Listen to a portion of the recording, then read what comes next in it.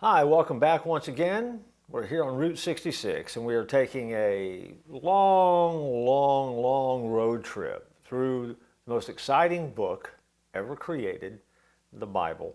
And we're pointing out some things that will help you in your understanding of the Bible. And so we're still in the very beginning stages. It's Genesis chapter 2, verse 3. And we're going to talk about working for the weekend. Working for the weekend is the name of this particular episode.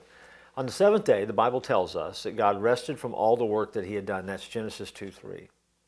In light of that statement, there have been some who, and I think honestly asked the question, did God really get tired? To which I would respond, well, wouldn't you? I mean, he did a lot.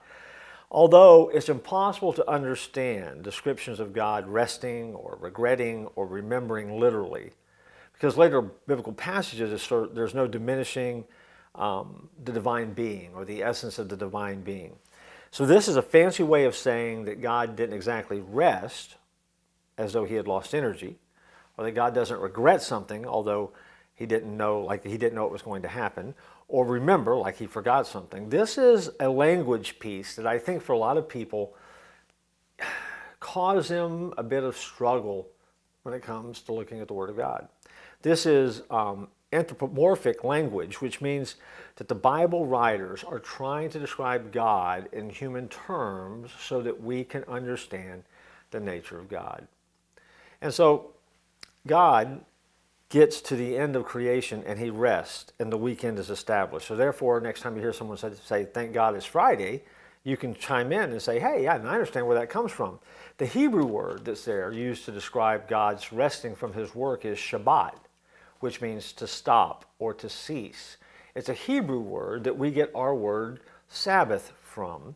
It is that day of rest. In the Jewish tradition, the Sabbath is usually a Saturday, more specifically sundown on Friday to sundown on Saturday, while in the Christian tradition, Sabbath is moved to Sunday to commemorate the day on which Jesus rose from the grave.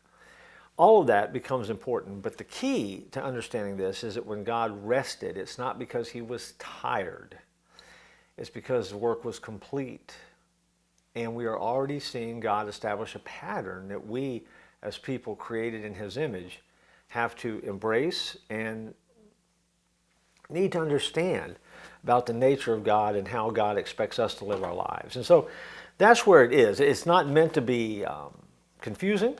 It's not meant to be overwhelming at all. It is language where we kind of break down sometimes because we're trying to take God and put God into forms and formats and ways of understanding him that we can relate to as human beings. I think one of the great theologians one time said that the Bible is God's baby talk.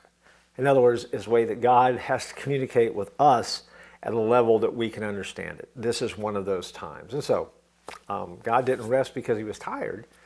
He rested because the work was complete. And because it was complete, then it was time for work to cease. And it did.